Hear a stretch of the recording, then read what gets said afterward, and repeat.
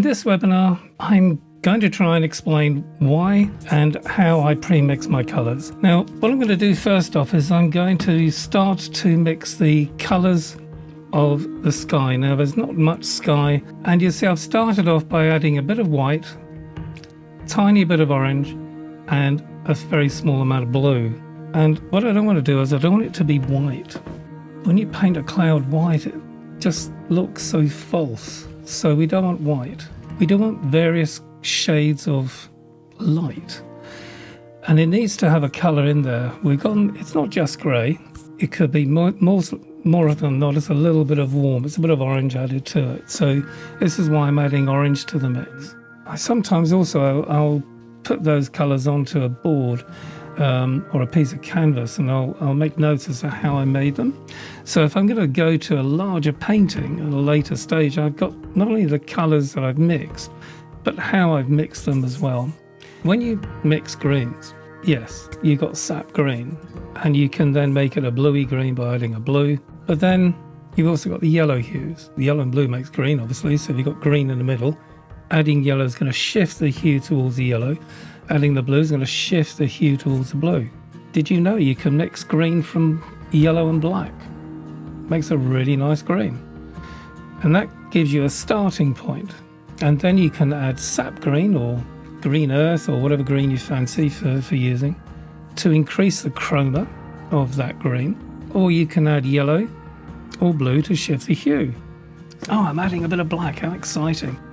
Now, I get some reactions from students sometimes when I add black to a painting. Oh, ooh, black. Yeah, Da Vinci used black. Rembrandt used black. Lots and lots of artists use black. What I would say to you is that it's like a little bit of knowledge is a dangerous thing.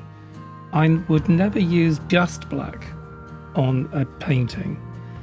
I wouldn't have just a black background or a black this or a black that.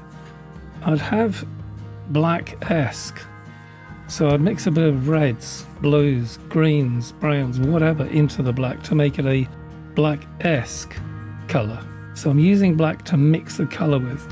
Now let's just chat about black for a second. Black does many different things. It makes your colour dark, obviously. But not so obvious is it reduces the chroma. The chroma is saturation, intensity. Now I always like to ask you to imagine, if you would for me a minute, if you had a glass in front of you, a glass jar, and it was full of red, and then we took half the red out and we filled the jar back up with black. So we've got half red, half black. Clearly we're going to have a dark red in the jar, but we've got less red in the jar. There's only 50% red in the jar now, whereas before it was 100%. So it's also less red, it's gone grey. It's reduced its chroma. And the same with white. Same jar, different colour. Let's go blue. So full jar of blue. We take half the blue out.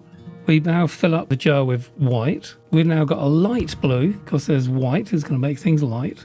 But there's now 50% blue less in the jar than it began with. So we got less blue. Therefore, it's reduced its chroma. The saturation of the colour is gone. So white and black make things light and dark, but they destroy the chroma. They make a grey. So when you're using white, it's fine. When you're using black, it's fine. But be really mindful, if you're mixing a colour with white and black in it, you're actually starting with a grey. And once you've lost your chroma, you're never going to get it back. That's it. So what I'm doing now is just cleaning the palette up, and I'll show you how I do this. Can you see how by mixing these colours, pre-mixing these colours prior to your painting, you do save a lot of time?